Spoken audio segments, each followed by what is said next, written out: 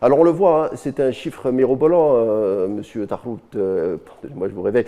C'est un chiffre mirobolant, 600 000 donc, soldats ukrainiens qui tombent. Alors eux, ils pensaient qu'ils tombaient pour leur pays, mais on le voit, ils tombent aussi pour l'Empire américain.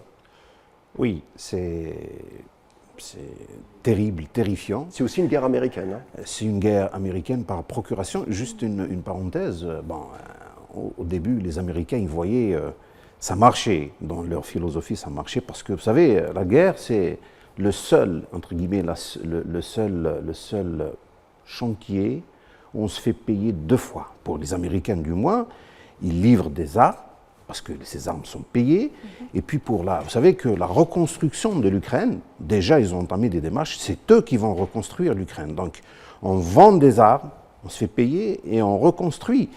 Il y a un rapport de la CIA, je crois, je l'ai vu sur un journal occidental étranger, qui dit que la CIA a exigé, enfin elle a un peu précipité l'accord des 61 milliards de dollars pour les débloquer pour l'Ukraine. Or, c'est quoi 61 milliards de dollars pour un immense chantier de reconstruction?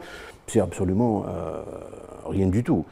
Mais un autre signe qu'il y a un enlisement de la guerre, enfin de l'Ukraine, c'est le Parlement ukrainien qui doit voter, ou s'il ne l'a pas encore voté, une loi autorisant les détenus à participer, à aller au front. C'est une loi qui va permettre un peu quelque chose comme 15 000 à 20 000 soldats qui seront injectés au front. Mais ce sera, comme vous le dites, de la chair à canon, parce que il y a des signes qui ne trompent pas. Après plus de 2 ans de guerre, après l'OTAN, après les Américains, ça ne marche pas.